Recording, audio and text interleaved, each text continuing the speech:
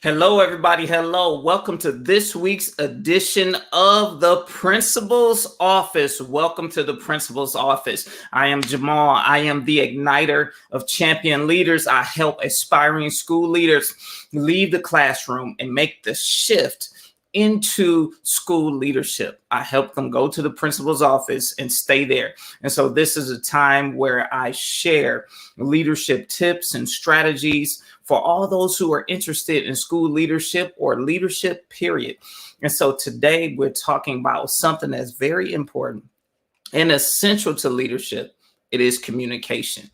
Because as a leader, you have to be able to communicate. You have to, most of what you do, how you influence people, is done through communication.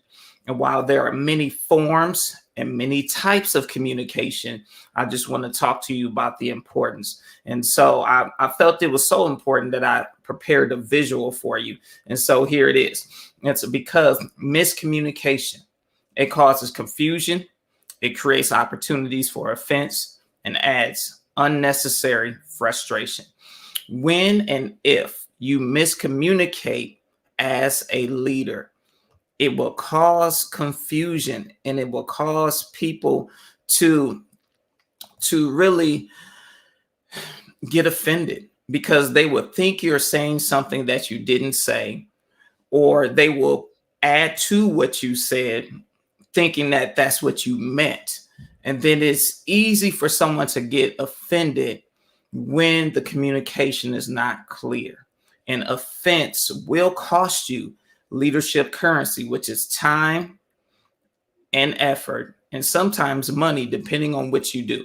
So you want to make sure that you communicate as best as possible with the people you're communicating with, because that communication, if you miscommunicate, it will cause confusion, it'll create opportunities for offense, and add unnecessary frustration. So you don't want to do that, especially right now when things are very tense, they're very stressful for the people in your building, they're very stressful for parents, they're very stressful for students, and it's very stressful for you.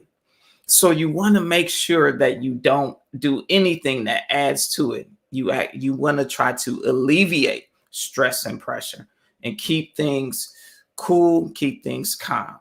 Because as the leader, you are the one who sets the climate and the culture. So as you keep things calm and you communicate in a way that keeps things calm, that message will be conveyed. So let's break this down just a little more.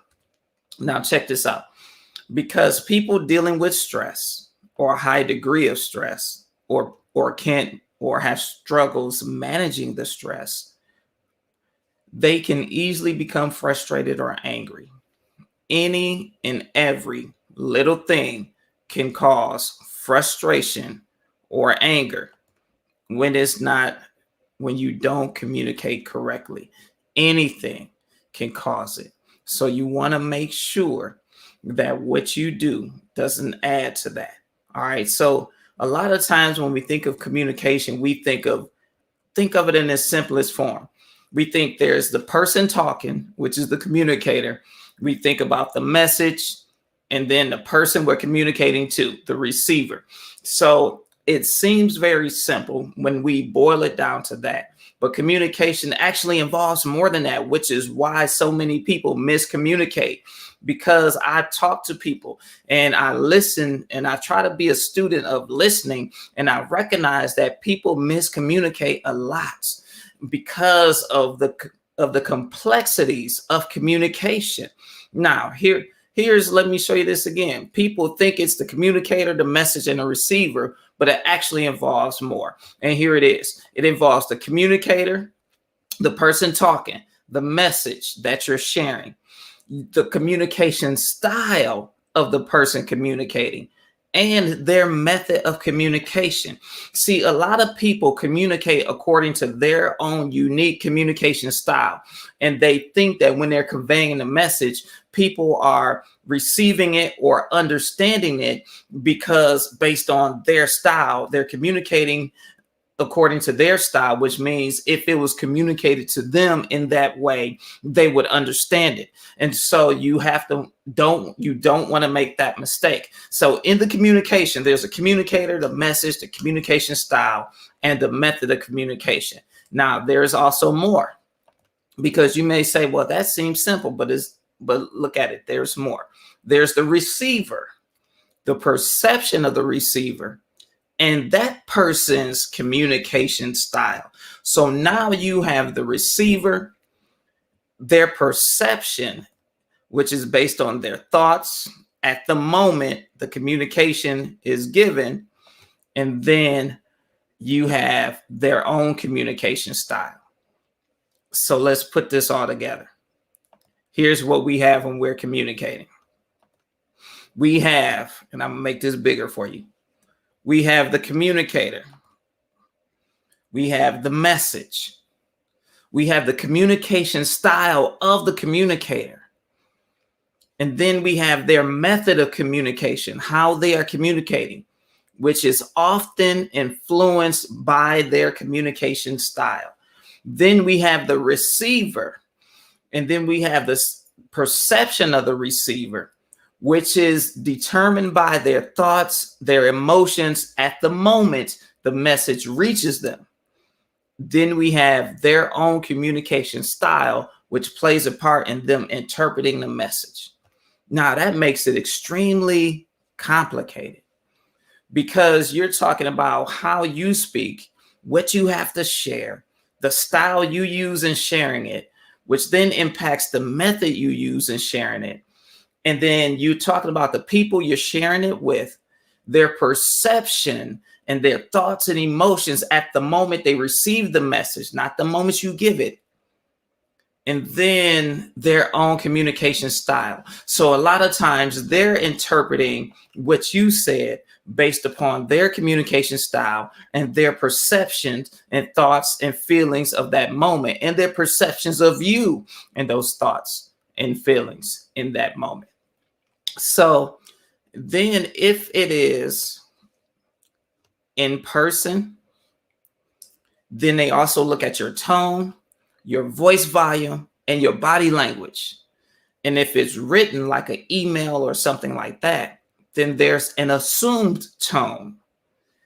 So you want to make sure that when you communicate, you recognize it's more than just talking, because you want to make sure that how you communicate and what you communicate is as clear and concise as possible. So here's my tip for you and all of that to help you communicate effectively, especially during these times of high stress and during these times where everybody is heightened because of what's going on. Here's my tip for you. You want to communicate as clear, as concise, and compelling as possible. You want to make sure that what you say cannot be misinterpreted or read into, or there can be no assumptions made in what you have said, what you have written, or what you have done. It has to be extremely clear, concise, and it has to be compelling. And the reason why I say compelling is because people are emotional. And so you want to make sure that you move not just their head, but you move their hearts when you are communicating as a leader. And then remember, there could be multiple, when you're communicating to multiple people, they can be in the same space and hear the same message at the same time, but they are all going to have their own interpretation of what was communicated, either what you said or what you did or what you wrote. All right. So I want to make sure you understand that communication is more than talk, and that you approach it intentionally. You have to be intentional with your communication, especially as a leader, so it doesn't cost you leadership currency. All right. So that's it for this week's leadership tip. That's it for this week's session in the principal's office. Now, if you need assistance crafting how you communicate as a leader, if you're aspiring to school leadership or new to school leadership and you need help crafting how you communicate, whether it be to parents, to students, to the teachers, or to anyone else you serve in your leadership or any other stakeholder, I want you to reach out to me. There is a web link scrolling across the bottom of your screen right now. Claim your free one-on-one coaching session with me so we can get it going and I can help you craft your leadership and so your message to your leadership. Because one of the things you don't want to do is you don't want people to assume you're one way that you're not, and you don't want them to assume that you're saying something that you didn't. All right. So again, that's it for this week. I will see you next week at 5:30 p.m. Eastern time. Now, I want you to do me a couple of things. Remember to like, to comment, and to share this video on the social media platforms where you may be seeing it. So whether it's Facebook, LinkedIn, or YouTube, I want you to like, comment, and share and let me know that this is valuable, and tell me how you are communicating, as a leader, to make sure that your communication is clear and concise. All right. Now, for all of you who are on Clubhouse, join me on Clubhouse. So as we continue these tips and continue this discussion, and it's an opportunity for us to talk in real time. All right. So I will see you next time. Remember to like, comment, share, follow me on social media, follow me on Clubhouse, as well as get at me, send me a DM, or go to jamalmaxim.org/strategy session to claim a free one-on-one coaching session with me. All right, that's it. See you next time. Be successful and lead like a champion. Bye-bye.